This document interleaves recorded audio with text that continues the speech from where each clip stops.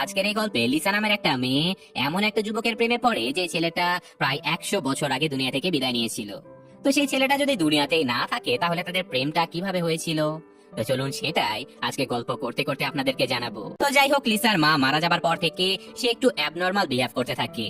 এই যেমন প্রয়োজন ছাড়া সে কথা বলে না, ইনফ্যাক্ট তার ফ্যাশন সেন্সটাও খুবই খারাপ। তাছাড়াও তার কোনো বন্ধুও ছিল না। তো যাই হোক, গল্পের শুরুতেই দেখানো হয় যে লিসা আয়নার সামনে বসে সাজুগুজু করছিল। দেখে বোঝাই যাচ্ছে যে সে হয়তো কোথাও যাবে।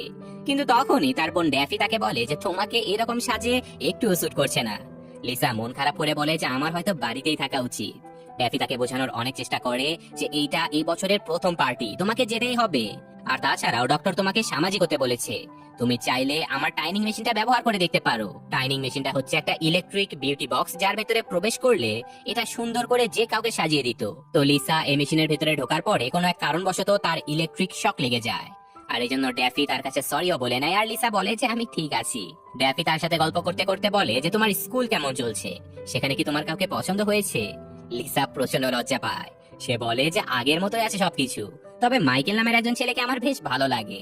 ড্যাফি বলে যে আমি তো তাকে চিনি না। কিন্তু মাইকেলের পছন্দ অপছন্দ নিয়ে ড্যাফি তাকে অনেক প্রশ্ন করে। লিসা একে একে সবকিছু তাকে জানিয়ে দেয়। আর লিসা তাকে বলে যে পার্টিতে যাওয়ার কি দরকার, আমার তো মনে হয় কবরস্থানের থেকে সুন্দর আর শান্ত জায়গা কোথাও নেই। ড্যাফি অবাক হয়ে বলে যে তুমি ওইসব ভুতুরে জায়গার কথা বলছো? আমি শুনেছি ওখানে অনেকেই কালো জাদু করে, মাঝে মাঝে নাকি ছোট ছোট বাচ্চারা ঘুরে বেড়ায়। লিসা জানায় যে আমি তো কখনো এইসব কিছু দেখতে পাইনি। তার কাছে এই কবরস্থানটাকে নাকি খুবই ভালো লাগে। তাছাড়াও সেখানকার একটা সমাধি লিসার খুবই পছন্দের। মাঝে মাঝে সে ওই সমাধির উপরে বসে বইও পড়ে। ড্যাফি অবাক হয়ে বলে যে তোমার আবার সেখানে পছন্দের কবরও আছে? লিসা মুচকি এসে বলে যে হ্যাঁ, সেটা একটা যুবক ছেলের কবর। আমি সমাধিটাকে পরিষ্কার করে মাঝে মাঝে তাতে ফুলও দেই। এমনকি আমার মায়ের পছন্দের লকেটটা আমি সেই কবরটাকে উপহার দিয়েছি। ড্যাফি আরো অবাক হয়। সে বলে যে এসব খুবই আজব কাজ লিসা, এসব বাদ দাও। তো যাই হোক, এসব কথা বলতে বলতে তারা পার্টিতে বসে যায়। সেখানে মাইকেলের সাথে তাদের দেখাও হয়ে যায়। লিসা খুবই খুশি হয়ে তার সাথে কথা বলতে থাকে, আর অপরদিকে ড্যাফি তার বন্ধুদের সাথে লিসাকে নিয়ে গল্প করছিল। তারা সবাই ড্যাফিকে জিজ্ঞাসা করে যে লিসা একটু আজব ধরনের, তাই না? কিন্তু কেন?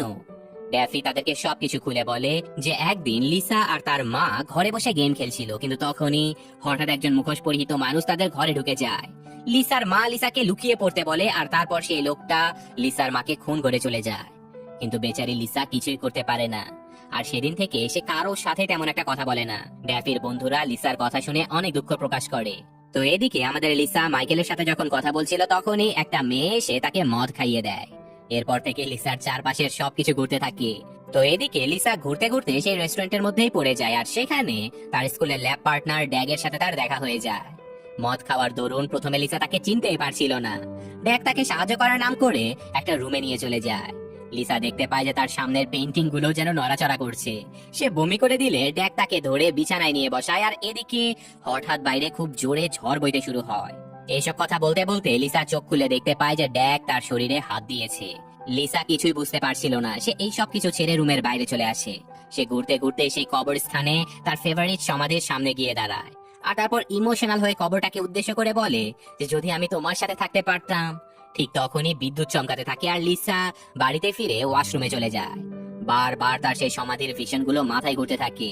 তো কোনো কিছু না ভেবে লিসা ওয়াশরুমের আয়নাটাও ভেঙে ফেলে। তো সেদিন রাতে ঘুমের মধ্যে লিসা একটা স্বপ্ন দেখতে পায়, যেখানে তার চারপাশের পুতুলগুলো নড়ে চড়ে উঠছিল। সে বিছানা থেকে উঠতেই যাবে তখনই দেখতে পায় যে একটা ছায়ামূর্তি তার পাশে বসে আছে। মূর্তিটা আস্তে আস্তে তার দিকে হাত বাড়িয়ে দিতে থাকে, আর লিসাও তার দিকে হাত বাড়িয়ে দেয়। কিন্তু বাস্তবে তার বোন ড্যাফি তাকে ডেকে তুলে বলে যে বাথরুমের অবস্থা দেখে তার মা নাকি প্রচন্ড রেগে গিয়েছে। অন্যদিকে তাদের মা নিচ থেকে লিসাকে চিৎকার করে ডাকছিল। লিসা কোনো রকমে নিচে চলে যায়, আর তার সৎ মা তাকে ওয়াশরুমের কাঁচ ভাঙার জন্য অনেক কথা শোনায়। লিসা চুপচাপ সবকিছু সহ্য করে, আর তার বাবা তাকে ওয়াশরুম পরিষ্কার করা সহ আয়না ঠিক করার জন্য টাকাও দিতে বলে। লিসা বলে যে আমি আমার চাকরিতে এক্সট্রা কাজ করে তোমাদের টাকা দিয়ে দেব। তো যাই হোক, লিসা তার কাজে চলে যায়। সে আসলে একটা টেইলরের দোকানে জামা সেলানোর কাজ করত, আর সেখানেই সেদিন মাইকেল এসেছিল তার জ্যাকেটটার দাগ পরিষ্কার করার জন্য। সে লিসাকে গতকাল ড্রিঙ্কস করানোর জন্য সরি বলে দেয়। এই কথা শুনে লিসা অনেক খুশি হয়ে যায়, কারণ সে মনে মনে মাইকেলকে অনেক পছন্দ করত। তো যাই হোক, মাইকেল চলে যাবার পরে লিসা মাইকেলের জ্যাকেটটা থেকে ঘ্রাণ নিতে থাকে আর মুচকি মুচকি হাসতে থাকে। আর এখন রাতের বেলা লিসা বাড়িতে ফিরে দেখে যে বাড়ির সবাই ডাইনিং টেবিলে বসে খুবই হাসাহাসি করছে। ড্যাফি বলে যে তারা আজকে রাতে মুভি দেখতে যাবে। লিসাকেও তাদের সাথে যেতে বলে। লিসা বলে যে আমি যাব না। তো তারপর সে বলে যে আমি সারাদিন কাজ করে অনেক ক্লান্ত, আমি এখন কোথাও যেতে পারবো না। তার সৎ মা তাকে ব্যঙ্গ করে বলে যে এক সেলাই মেশিনে বসে মানুষ কিভাবে ক্লান্ত হতে পারে। তুমি কি জানো ড্যাফি 3 ঘন্টা ধরে কতটা মেহনত করে এসেছে? সেও খুবই ক্লান্ত, কিন্তু তারপরেও আমাদের সাথে যাবে। অন্যদিকে ড্যাফিও তাকে বোঝায় যে ফ্যামিলির সাথে থাকতে হলে তাকে মাঝে মাঝে ফ্যামিলিকেও টাইম দিতে হবে। তো যাই হোক, পরের সিনে আমরা দেখতে পাই যে লিসার বাড়ির সবাই মুভি দেখতে চলে গেছে, আর লিসা একা একাই বাড়িতে বসে ভূতের সিনেমা দেখছে। হঠাৎই বাইরে প্রচন্ড শব্দ হয়, আর তখনই জানালা ভেঙে একটা বিভৎস লোক খুঁড়িয়ে খুঁড়িয়ে তার ঘরে ঢুকে পড়ে। লিসা ভয়ে তার হাতের কাছে যা পাচ্ছিল তাই ছুঁড়ে মারছিল। দৌড়ে গিয়ে সে 2 তলার ঘরের জানালা দিয়ে 1 তলার ছাদে উঠে ঝুলতে থাকে। আর সেই বিভৎস দেখতে লোকটা যখন বাড়ির মেন দরজা দিয়ে বের হতে যায়, ঠিক তখনই লিসা ছাদ থেকে পড়ে সোজা সেই লোকটার উপরে পড়ে। লিসা দৌড়ে ঘরে ঢুকে দরজা লাগিয়ে দেয় আর বলে যে আমি ইমার্জেন্সি নাম্বারে কল করছি। কিন্তু তখনই হঠাৎ করে গানের শব্দ শুনে লিসা পেছনে ফিরে দেখতে পায় যে সেই লোকটা মিউজিক ছেড়ে দিয়ে বসে বসে গান শুনছে। লিসা খুবই অবাক হয়ে যায়। সে শান্ত হয়ে তাকে বলে যে এটা কি তোমার পছন্দের গান? লোকটা বলে যে হুম। লিসা আবারও বলে যে তুমি আর কোন কোন গান শুনতে চাও, তাহলে তুমি সেটা বাজাতে পারো। লোকটা ইশারায় তার একটা হাত কাটা দেখায়। এরপর লিসা তাকে নিজের রুমে নিয়ে আসে। লিসার রুমে তার নিজের আঁকানো একটা ছবি ছিল, যেখানে সে কবরস্থানে তার পছন্দের সেই সমাধিটার নাম আর মৃত্যু সাল কপি করে লাগিয়ে রেখেছিল। লোকটা সেখানে গিয়ে লিসাকে কিছু একটা বোঝানোর চেষ্টা করে, আর তারপর লিসার দেয়া তার মায়ের সেই লকেটটা বের করে দেখায়। লিসা বুঝতে পারে যে এটা সেই কবরে থাকা যুবক ছেলেটা। লিসা এতটাই পাগলা মেয়ে ছিল যে সে খুবই স্বাভাবিকভাবে তাকে জিজ্ঞাসা করে যে কিন্তু তুমি এখানে কেন? ও, বুঝতে পেরেছি, আমি সেদিন বলেছিলাম যে আমি যদি তোমার সাথে থাকতাম তাহলে খুব ভালো হতো, কিন্তু আসলে আমার কথার অর্থ এইটা ছিল না। আমি বুঝিয়েছি যে আমি যদি মরে যেতাম তাহলে এই দুনিয়ার মানুষ থেকে মুক্তি পেয়ে তোমার সাথে থাকতে পারতাম। এই কথাটা শুনে ছেলেটা বেশ মন খারাপ করে। আসলে মন খারাপ করারই তো কথা, তাই না? যেখানে সে মৃত্যু লোক থেকে লিসার কাছে ফিরে এসেছে, সেখানে লিসা নাকি বলছে যে তার কথার অর্থই ভিন্ন ছিল। তো যাই হোক, এরপর লিসা তাকে শাওয়ার রুমে নিয়ে সবকিছু বুঝিয়ে দেয় যে সে কিভাবে কিভাবে নিজেকে পরিষ্কার করবে। এখানে ছেলেটার নাম ছিল ইভান। তো যাই হোক, ছেলেটাকে ড্রেসিং রুমে ঢুকিয়ে দিয়ে লিসা একের পর এক তাকে ড্রেস পরাতে থাকে। যদিও ইভানকে এইসব ড্রেস পরে খুবই হ্যান্ডসাম লাগছিল, কিন্তু লিসার কাছে মোটেও এইসব কিছু ভালো লাগছিল না। আর শেষ পর্যন্ত ছেলেটা যখন মেয়েদের একটা নাইটি ড্রেস পরে বের হয়, সেটাই লিসার অনেক পছন্দ হয়। কিন্তু এবার ইভানকে আর জোর করে ড্রেসিং রুমে ঢোকাতে হয় না, সে নিজে থেকে গিয়েই ছেলেদের একটা ড্রেস পরে বের হয়। এরপর লিসা তার চুল আছড়ে দিতে গিয়ে দেখে যে ছেলেটার একটা কানও ছিল না। সেই ইশারায় তাকে বুঝায় যে তার কানটি যেন লিসা ঠিক করে দেয়। লিসা বলতে থাকে যে সে তো কোনো ডাক্তার না, তবে সে চেষ্টা করবে। হঠাৎই লিসা শুনতে পায় যে বাড়ির সবাই ফিরে এসেছে, আর লিসার মা চিৎকার চেঁচামেচি শুরু করে দিয়েছে। তাই সে তাড়াতাড়ি ইভানকে ড্রেসিং রুমের মধ্যে লুকিয়ে নিচে নেমে চলে আসে। লিসার মা তার প্রিয় শোপিস গুলো ভেঙে যাওয়া অবস্থায় দেখে অঝরে কান্না করতে থাকে। লিসা বানিয়ে বানিয়ে তার মাকে বোঝায় যে বাড়িতে একটা চোর এসেছিল, সে তাকে ভাগিয়ে দিয়েছে।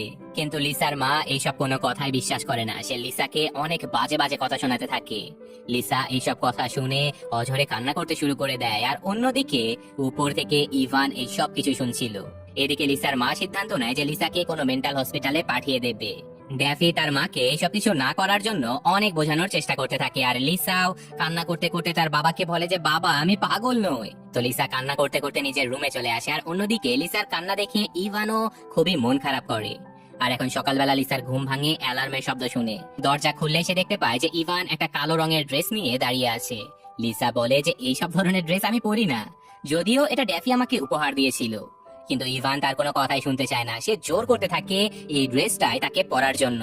তো লিসা কোনো উপায় না রেখে সেই ড্রেসটাই পরে সেদিনের মতো স্কুলে চলে যায়। আর স্কুলের সবাই অবাক হয়ে লিসার দিকে তাকিয়ে থাকে, কারণ আজকে তাকে খুব বেশি সুন্দর লাগছিল। এদিকে লিসার সাথে মাইকেল কথা বলতে আসে। লিসা ভাবে যে হয়তো মাইকেলও তাকে পছন্দ করে, কিন্তু মাঝখানে ড্যাফি এসে মাইকেলকে ভাগিয়ে দেয়। ড্যাফি বলে যে এই ছেলের মধ্যে তুমি কি পেয়েছো? এখানে তো আরো অনেক ছেলে রয়েছে যারা তোমার সাথে ডেট করতে চায়। এদিকে বাড়িতে ফিরে লিসা ইভানকে সবকিছু খুলে বলে যে মাইকেলকে সে অনেক পছন্দ করে, আর তাছাড়া মাইকেলও হয়তো তাকে পছন্দ করে। তো ইভান এইসব কথা জানতে পেরে তার খুবই রাগ হচ্ছিল, কিন্তু সে কিছুই করে না। এদিকে লিসার সৎ মা ঘরে ঢুকলে ইভান তাড়াতাড়ি ড্রেসিং রুমের ভেতরে লুকিয়ে পড়ে। লিসার মা আবারও তাকে নানা ধরনের কথা শোনাতে থাকে, আর আজকে তাকে দেখতেও কেমন যেন অদ্ভুত মনে হচ্ছিল। তো সে লিসাকে জানায় যে সে তাকে একটা মেন্টাল হসপিটালে অ্যাডমিট করিয়ে দিয়েছে।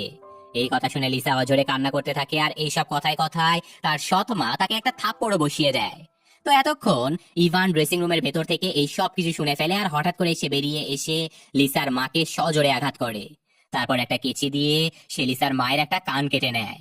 লিসা এইসব কিছু দেখে প্রথমে একটু ভয় পেলেও পরে সে খুবই ভালো ফিল করে।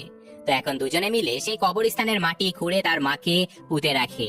তারপর আমরা দেখতে পাই যে বাড়িতে ফিরে লিসা তার মায়ের সেই কান ইভানের মিসিং কানে সেলাই করে লাগিয়ে দিচ্ছে। তখনই ইভান লিসাকে সেই বিউটি বক্সের ভেতরে ঢোকার ব্যাপারটা বিভিন্ন ভাবে বোঝাতে থাকে। তাই লিসা তাকে বিউটি বক্সের ভেতরে ঢোকালে কিছুক্ষণ পরে সেই বক্স থেকে বের হলে দেখা যায় ইভানের চেহারা অনেকটাই পরিবর্তন হয়ে গেছে। তো এখন পরদিন ড্যাফি আর তার বাবা সকালে বসে নাস্তা করছিল। এদিকে লিসা একটা ওয়াইন খেতে খেতে তাদের দিকে আসে আর তাদের বাবা অবাক হয়ে বলে যে এটা কি ওয়াইন। লিসা বলে যে না, এটাই লিসা। সবাই তার কথা শুনে অনেক হাসাহাসি করে। এরপর দুই বোন মিলে স্কুলে চলে যায় আর লিসাকে আজকে অনেক কুল দেখাচ্ছিল। মনে আছে গল্পের শুরুতে পার্টিতে একটা ছেলেকে দেখানো হয়েছিল যার নাম ছিল ড্যাগ, যে কিনা লিসার সম্মানহানি করতে চেয়েছিল। তো লিসা বুদ্ধি করে সেই ছেলেটাকে একটা লাভ লেটার পাঠায়। লিসা তাকে আজকে তার সাথে দেখা করতে বলে। লিসার কথা শুনে ছেলেটা তার সাথে দেখা করতে আসলে তারা দুজন মিলে সেই কবরস্থানে চলে যায়। আর ছেলেটার যেহেতু প্রথম থেকে লিসার প্রতি আসক্তি ছিল তাই খুব সহজেই সে লিসার কথা মতো এখানে চলে আসে। তো এখন লিসা তাকে টাচ করতে করতে বলে যে সেদিন ঠিক যেভাবে পার্টিতে করেছিলে আজকেও করো। ছেলেটা বলে যে আমি জানতাম তোমার আমাকে ভালো লাগে, কিন্তু তুমি লজ্জা পেয়ে চলে গিয়েছিলে। তো এই কথা শেষ হবার আগে গর্তের ভেতর থেকে ইভান ছেলেটার পা ধরে টান দেয়। সাথে সাথে লিসা ড্যাগের নাক বরাবর একটা ঘুষি বসিয়ে দেয় আর ইভান কোদাল দিয়ে সেই ছেলেটার একটা হাত কেটে নেয়। ড্যাগ আহত অবস্থাতেই পালানোর চেষ্টা করে, কিন্তু ইভান পেছন থেকে কোদালটা ছুড়ে দিলে বেচারা সেখানেই মারা যায়। আর এখন বাড়িতে ফিরে এসে লিসা ইভানের কাটা হাতে ড্যাগের সেই হাতটা সেলাই করে বসিয়ে দেয়।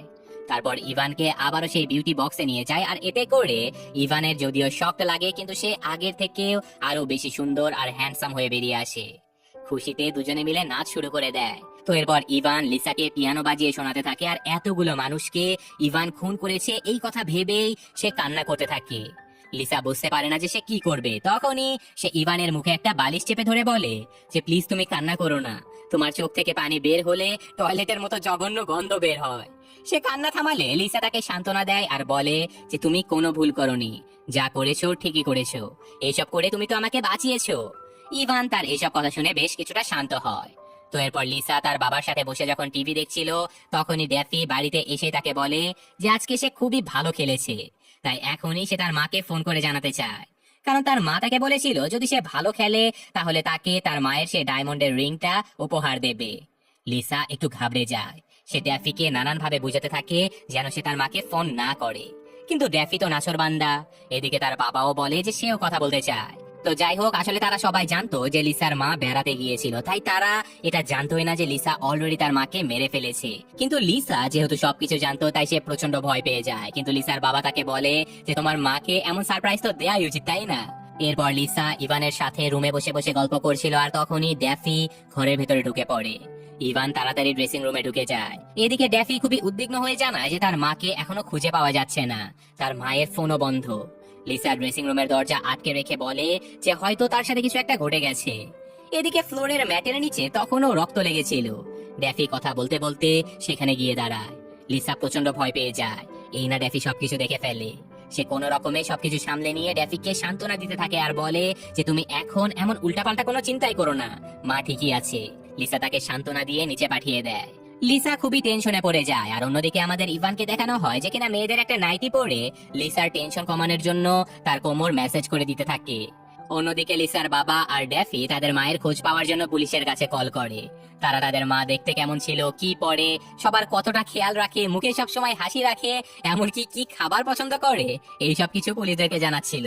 তাহলে একবার ভাবুন যে শুধু লিসাই না, পুরো ফ্যামিলির মাথায় হয়তো গন্ডগোল রয়েছে। তো যাই হোক, এদিকে লিসা তার বর্তমান রুমমেট মানে ইভানকে তার মায়ের মৃত্যুর ব্যাপারে বলছিল। সে জানায় যে সে মৃত্যুকে ভয় পায় না, তবে তার একটা ইচ্ছে আছে, তা হলো সে ভার্জিন অবস্থায় মরতে চায় না। লিসা জিজ্ঞাসা করে যে তুমি কি ভার্জিন? ইভান কোনো রিয়াকশন দেখায় না। লিসা আবারও বলে যে আমি তোমাকে সবকিছু বলেছি বন্ধু মনে করে, তুমি কি আমাকে এটুকু বলতে পারবে না? ইভান হাত দিয়ে একবার ইশারা করে বলে। লিসা বলে যে মাত্র একবার? আমার তো বিশ্বাসই হয় না। তো যার সাথে ভার্জিনিটি খুইয়েছো তাকে কি তুমি ভালোবাসতে? ইভান মাথা নাড়িয়ে শুধু হুম বলে। লিসা জানায় যে সেও চায় যে কেউ তাকে ভালোবাসুক। আর তখনই তার মনে পড়ে মাইকেলের কথা। ইভান মাইকেলের কথা শুনতে তার চেহারা বদলে বিষণ্ণ হয়ে যায়। কিন্তু সে তো বেচারা কথাই বলতে পারে না।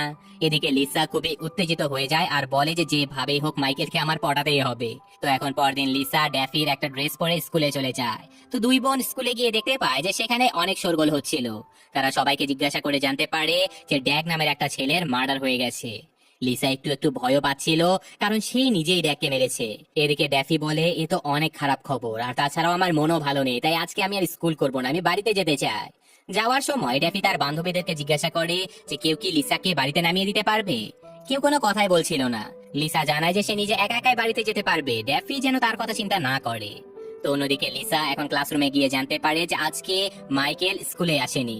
এদিকে আবার লিসাকে প্রিন্সিপালের রুম থেকে ডেকে পাঠানো হয়, কারণ ড্যাগ লিসার ল্যাব পার্টনার ছিল। ইনভেস্টিগেশনের জন্য লিসাকে তারা জিজ্ঞাসাবাদ করে।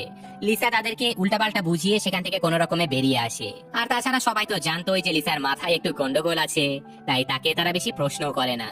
অন্যদিকে আমাদের ইভানকে দেখানো হয় যে কিনা বাড়ি থেকে বেরিয়ে পড়েছে কোথাও যাবার জন্য, আর ইভান গাড়ি নিয়ে বেরিয়ে পড়েছে। অন্যদিকে লিসা মাইকেলের দেখা না পেয়ে স্কুল থেকে বেশ রাগ অভিমান নিয়ে বাড়িতে যাবার জন্য বেরিয়ে পড়ে। আর হাঁটতে হাঁটতে সে খেয়াল করে যে ইভান গাড়ি নিয়ে তার সামনে দাঁড়িয়ে আছে। সে তাই গাড়িতে উঠে বসে আর ইভানকে বলে যে গাড়ি মাইকেলের বাড়ির দিকে নিয়ে যেতে। যদিও ইভান তাকে মাইকেলের বাড়িতে নিয়ে যেতে চায় না, তাই সে বারবার গাড়ি থামিয়ে দিতে থাকে। তো যাই হোক, লিসা তাকে অনেকগুলো কথা শুনিয়ে ফাইনালি মাইকেলের বাড়ির ভেতরে ঢুকে যায়। এদিকে ইভান মাইকেলের বাড়ির সামনে দাঁড়িয়ে ড্যাফির লাল রঙের গাড়িটা দেখতে পায়। লিসা মাইকেলের রুমের সামনে এসে দেখে যে ড্যাফি আর মাইকেল বিছানায় বসে গল্প করছে। সে ওদেরকে এভাবে দেখে প্রচন্ড কষ্ট পায়, আর মাইকেল তাকে সোজা জানিয়ে দেয় যে লিসার জন্য তার কোনো ফিলিংসই নেই। তখন ইভান ঘরে ঢুকে মিউজিকের ভলিউম বাড়িয়ে দেয়, আর ওদের কিছু বুঝে ওঠার আগে একটা কোদাল দিয়ে মাইকেলের দেহের একটা অংশ কেটে নেয়। ইভান ড্যাফিকেও মারতে চলে যায়, কিন্তু লিসা তাকে থামিয়ে দেয়। ইভান ঘর থেকে বেরিয়ে গেলে লিসাও তার বোনকে নিয়ে বেরিয়ে আসে। ইভান মাইকেলের শরীরের একটা অংশ নিয়ে কবরস্থানে চলে যায়। লিসাও তার পেছন পেছন যেতে থাকে, আর ড্যাফি তখনও ভয়ে কাঁপছিল। লিসা তার বোনকে অনেক ইমোশনাল কথা বলে, এমনকি তার মায়ের সেই লকেটটাও সে তার বোনকে দিয়ে দেয়। তারপর ইভানের কোদালটা নিয়ে লিসা তার বোনকে রেখে কবরস্থানের দিকে চলে যায়, আর সে এখন ইভানকে মারারও চেষ্টা করে, কিন্তু পারে না। ইভান আর লিসা দুজনে ইমোশনাল হয়ে দুজন দুজনকে জড়িয়ে ধরে। লিসা জিজ্ঞাসা করে যে তুমি কি আমাকে ভালোবাসো? ইভান মাথা নাড়িয়ে সম্মতি জানায়। লিসা বলে যে তাহলে এক্ষুনি শুরু করো, আমাদের কাছে বেশি সময় নেই। কিন্তু ইভান ঠায় দাঁড়িয়ে থাকে। লিসার জোড়াজুড়িতে সে লিসার হাত টেনে লিসাকে দেখায় যে আসলে ইভানের নিতম্বটাই মিসিং ছিল। লিসা বলে যে তুমি আমাকে আগে জানাওনি কেন? তারপর নিজে আবার বলে যে ওকে, কোনো সমস্যা নেই, তোমার এইসব কিছু না থাকলেও আমি তোমাকে ভালোবাসি, আমরা অন্য কোনো ব্যবস্থা করে নেব। আর তখনই ইভান তার পকেট থেকে কিছু একটা বের করে লিসাকে দেখায়। লিসা বুঝতে পারে যে ইভান মাইকেলের মেশিনটাই কেটে নিয়ে এসেছে। তো এখন দুজনেই খুশি হয়ে বাড়িতে ফিরে যায়। আর এখন বাড়িতে ফিরে এসে লিসা মাইকেলের সেই শরীরের টুকরাটা ইভানের শরীরে সেলাই করে লাগিয়ে দেয়। তো যাই হোক, এখন ইভান লিসার সেই মনের ইচ্ছা অর্থাৎ ভার্জিনিটি হারানোর ইচ্ছা পূরণ করে দেয়। আর এখন যেহেতু লিসা এই পর্যন্ত অনেকগুলো মানুষকে খুন করে ফেলেছে, তাই বাঁচার আর কোনো উপায় থাকে না তাদের কাছে। তাই সে স্বেচ্ছায় মৃত্যুবরণটাকেই বেছে নেয়। ইভানকে বলে যে বিউটি বক্সের ভেতরে যেন তাকে ঢুকিয়ে দেয়া হয়, আর তারপর এটার হাই ভোল্টেজ মোড অন করে দেওয়ার জন্য সে ইভানকে অনুরোধ করে। আর ইভানও তাই করে। তো এখন দুজন দুজনকে শেষ বিদায় জানায়, আর ইভান কান্না করতে থাকে। তো যাই হোক, এরপর ফাইনালি ইলেকট্রিক শক খেয়ে লিসার সেখানে মৃত্যু হয়ে যায়। আর সাথে সাথে বিউটি বক্সের রুমে আগুন লেগে সবকিছু পুড়ে ছারখার হয়ে যায়। আর এখন অনেকদিন পরের ঘটনা দেখানো হয়, যেখানে লিসার বাবা আর ড্যাফি লিসার কবরে ফুল দিতে এসেছে। আর অন্যদিকে ইভান লিসাকে বই পড়ে শোনাচ্ছে। এখন লিসাকেও ইভানের মতো অদ্ভুত লাগছিল, হয়তো মৃত্যুর পরে তারা আবারও এক হয়ে গেছে, আর লিসা আবারও ফিরে এসেছে ইভানের কাছে। আর এই ঘটনার সাথে সাথে আজকের এই গল্পটা শেষ হয়ে যায়।